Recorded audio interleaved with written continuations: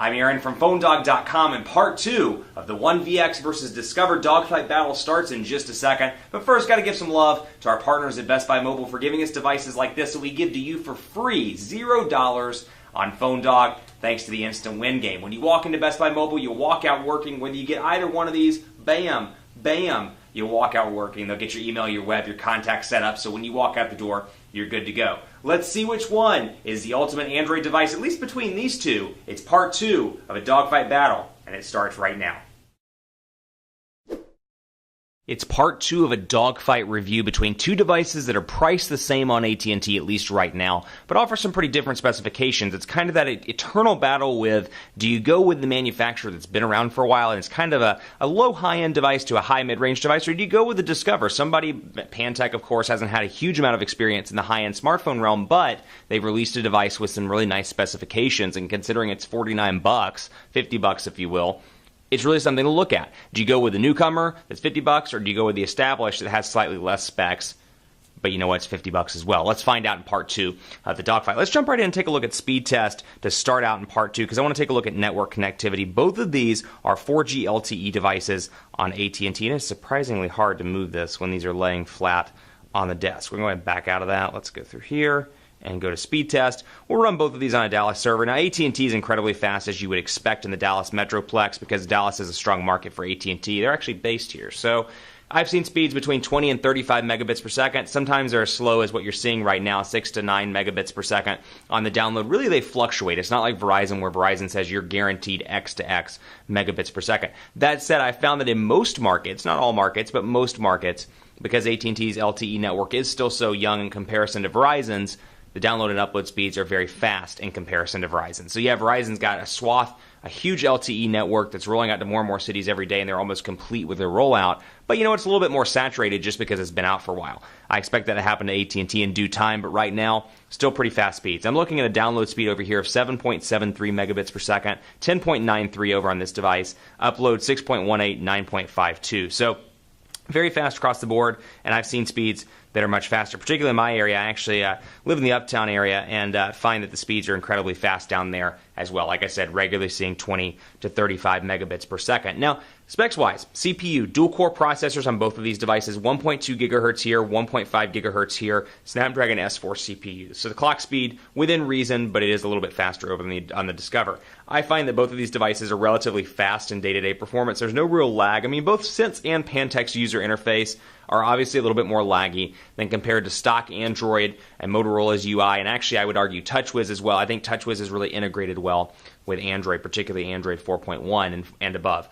But that said, there's a little bit of lag from time to time. Nothing that I can't handle, and I don't think you could worry about either. But I will say I found the Discover to be slightly faster in most day-to-day tasks, though Sense is obviously more evolved and has better features. So we'll see which one comes on top. 1810 milliamp hour battery, 2100 milliamp hour battery over here. They both perform about the same, honestly, with moderate use. I've gotten about 11 hours out of this one, 11 to 13 out of this. I get about 12 to 13 out of this one. Totally depends on your use case. That said, I find them to be roughly the same. So 5,233 over here, 5,485 over here. So quadrant standard winner goes to the Pantech Discover. I also want to show you a video on the Discover just to take advantage of that 720p HD display. So we'll go to videos here and give you an idea of what it looks like. So Hot Chocolate Smile, it's actually a cute little video.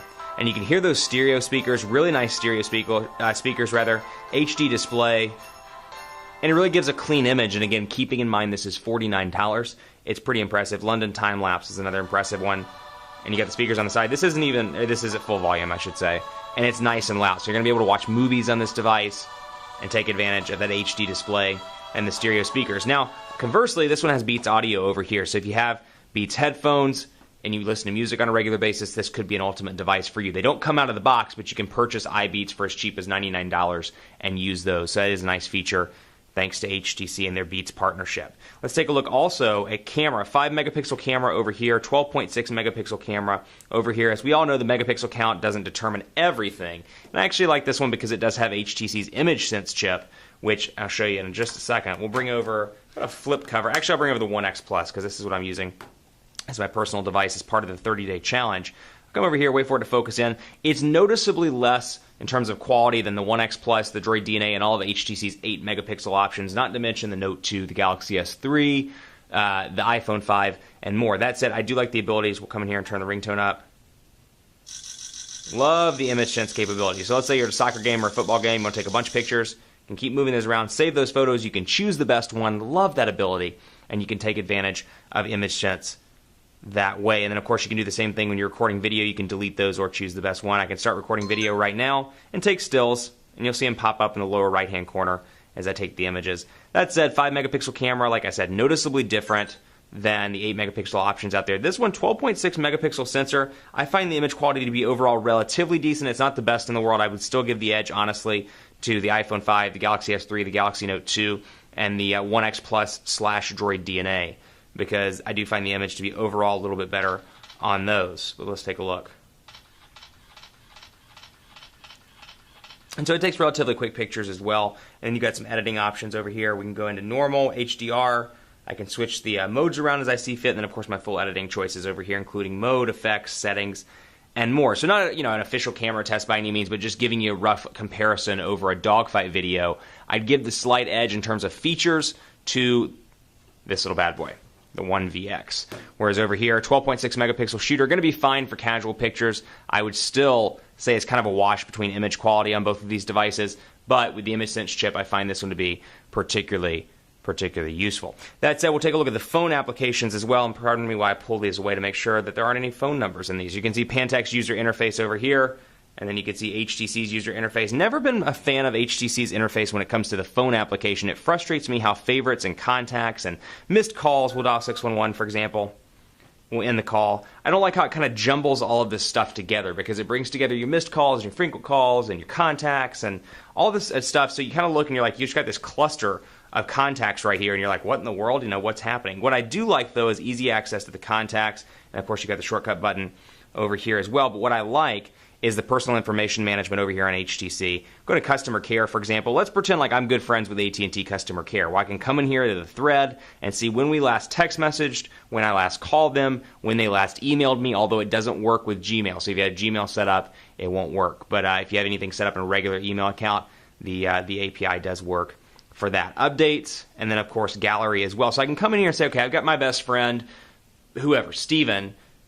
I'm going to go to the thread and see when I called Steven. I actually don't have a friend named Steven. I don't know why I made up that name. But when did I call him? When did I text him? When did I email him? And I can get all that in one place. Over here, you got Alexa Stevenson. Kind of a similar setup in some ways. You've got your mobile number and things like that. But then let me go into one, not groups. Let me go into John Rogers, for example.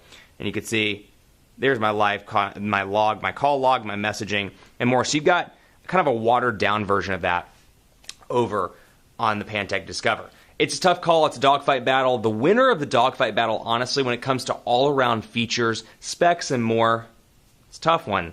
But it goes to the Pantech Discover. I really like the One VX. I think there's place in the market for it. I really like the price point. But that said, you really can't ignore the features of the Discover. Pantech's UI, you may love it, you may hate it, but I do love some of the little customizable features, like the movable area down here with your applications and more. So it goes at a slight edge, a slight win to the Discover. The One VX is a great device as well, but keep that in mind when you're making your purchase. I think the fact that it comes with a great camera, it comes with a fast processor, it comes with an HD display and stereo speakers for $50, you can't beat it. Keep it locked on PhoneDog.com for continuing coverage of both of these devices. Hit me up on Twitter. Let me know what you think at PhoneDog_Aaron. Facebook, Facebook.com/Hi Aaron Baker.